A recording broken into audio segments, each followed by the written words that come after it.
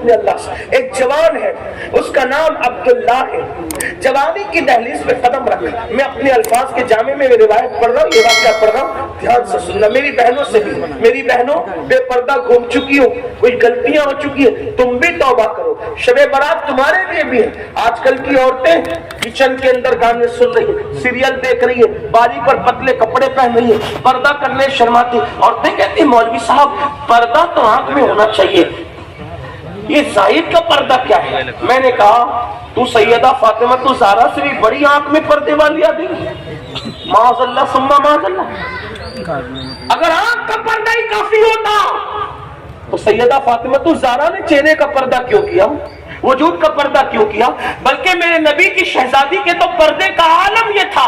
میرے امام اہل سنت کہتے ہیں جس کا آنچل نہ دیکھا مہو مہر نے, اس ردائے نزاہت پہ لاکھوں سلام. ان کے سر کے دوپٹے کو کبھی چاند و سورج نے بھی نہیں دیکھا. سیدہ فاطمہ الزہرا کے پردے کی غیرت کا یہ عالم تھا کہ چاند و سورج نے بھی ان کے دوپٹے کو نہیں دیکھا. آج ہماری بیٹیوں کو کون نہیں دیکھا؟ اللہ کی پناہ, جہنم کی راہ نہ جاؤ. یہ دنیا 2 دن کی ہے, 2 دن کی جنگ, بہت دن اس دنیا میں نہیں رہنا. جسم کا رشتہ روح سے ٹوٹے گا, قبر کی تنگ اور تاریک وادی میں ڈال دیے جاؤ گے. اپنے بڑے مکانات پر گھمنڈ کرنے والوں, اپنی دولت پر غرور کرنے والوں, اپنے پیسوں پہ ناز کرنے والوں, اپنی جوانی پر گھمنڈ کرنے والوں, میرا اللہ طاقت والا ہے. ارشاد فرماتا ہے ان بطش ربک لشدید, تیرے رب کی پکڑ بڑی سخت ہے. اللہ جب کسی پہ پکڑ کرتا ہے تو پھر اس کو کوئی بچانے والا نہیں ہوتا. ان عذاب ربک لواقع ما لہ من دافع, جب اللہ کسی پہ عذاب نازل کرنے کا فیصلہ کر لے تو دنیا کی کوئی طاقت اس کو بچا نہیں سکتی. جوانی, دولت اور حسن کے نشے میں خدا کی نافرمانی کرنے والوں, موت کی تلوار سروں پہ لٹک رہی ہے. جس دن جسم کا رشتہ روح سے ٹوٹ جائے گا, کوئی نہیں ہوگا, نہ گھر ہوگا, نہ مکان, نہ دکان, نہ پیسے, نہ مال, نہ منال, کچھ نہیں ہوگا. ایک ایسی قبر میں جاؤ گے جہاں کروٹ لینے کی بھی جگہ نہیں. اگر اللہ راضی ہے تو ٹھیک ہے, اگر اللہ ناراض ہے تو کفن بھی آگ کا ہو جائے گا, آگ بھڑکا دی جائے گی. مسجدوں کو ویران کرنے والوں, آؤ اللہ کی بارگاہ میں توبہ کرو. جرائم کرنے والوں, آؤ اللہ کی بارگاہ میں سب مل کے توبہ کرو. اللہ اکبر. عبداللہ نام کا جوان ہے, جوانی کی دہلیز پہ قدم رکھا, اور جوانی دیوانی ہوتی ہے. ایک لڑکی سے آنکھیں چار ہو گئی. لڑکی سے فوراً کہا اے لڑکی تو کتنی خوبصورت ہے. لڑکی نے کہا تو کیا چاہتا ہے؟ کہا کہ رات میں ملنا چاہتا ہوں. لڑکی نے کہا ٹھیک ہے رات میں ملیں گے, آنا فلاں مقام پر, رات کو ملیں گے, ملاقات کریں گے.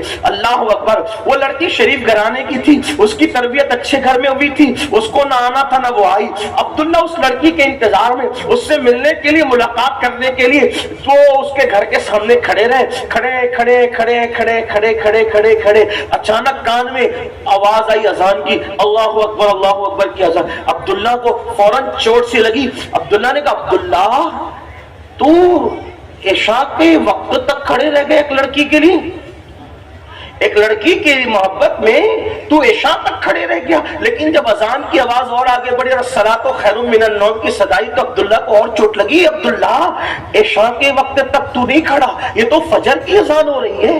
ایک لڑکی کے لیے تو پوری رات کھڑے کھڑے تو نے گزار دی. ارے نادان, اس نے نہ آنا تھا نہ وہ آئی. یہ رات جو تو نے لڑکی کے لیے کھڑے کھڑے گزار دی, اگر اللہ کے لیے گزارتا تو تجھے کیا مقام ملتا؟ بے وفاؤں کے لیے اتنی قربانیاں, اور خالق وفا کے لیے کوئی وفا نہیں. دل پہ چوٹ لگی. کچھ حادثات اور واقعات ایسے ہوتے جو آدمی کو بدل دیتے ہیں. کچھ حادثات اور واقعات انسان کو بدلنے کے لیے آتے ہیں.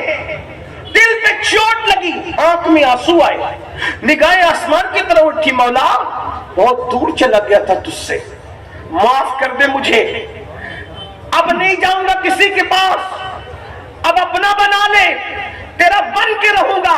اور یہ کہہ کر مسجد کی طرف چلے, فجر کی نماز پڑھی, خوب روئے خوب روئے خوب روئے. میری قوم کے جوانوں یاد رکھنا, سب کو منانا مشکل ہے, رب کو منانا سب سے آسان ہے.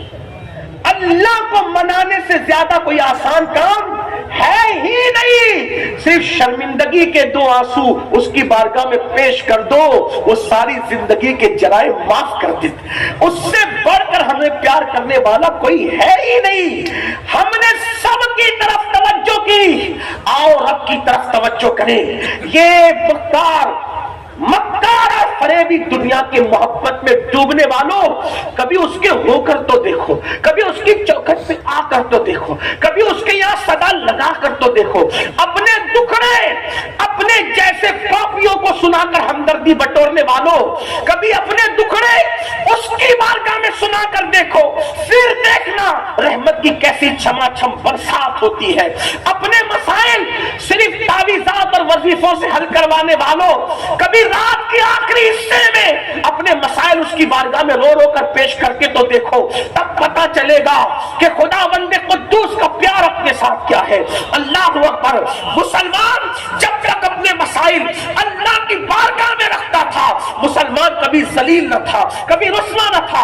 ارے تمہاری بچیوں کو اچھے رشتے نہیں آتے، میں چیلنج سے کوئی بات نہیں کہتا، لیکن اپنے اللہ پہ مجھے یقین ہے، خدا کی عزت کی قسم، رات کے آخری حصے میں اچھی طرح 2 رکعت وضو کرو، اچھی طرح وضو کرو، 2 رکعت نفل پڑھو اور رو رو کے گڑ گڑا کے دعا کرو.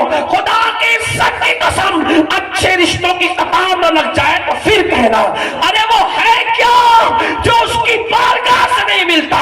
ہم تو مائل بکرم ہے، کوئی سائل ہی نہیں، راہ دکھلائے کسے، راہ روے منزل ہی نہیں. مگر وہ قوم راتوں کی تاریکی میں کیوں مانگے گی جو شب برات میں بھی گناہ کرتی ہے، جو شب برات بھی کھوئی کٹ کر گزار دیتی ہے، جو رمضان المبارک کا مہینہ بھی بغیر روزے کے گزار دیتی ہے. کہتے مولانا بغیر کھائے تو رہ سکتا ہو، لیکن گٹکے کی عادت اس لیے روزہ نہیں رکھتا، پان کی عادت اس لیے روزہ نہیں رکھتا. منافق نہ بنو. نبی کے نام پہ جان دینے کی بات کرتے ہو، نبی کے نام پہ گٹکا نہیں چھوڑ سکتے چند گھنٹے کے لیے، نبی کے نام پہ سگریٹ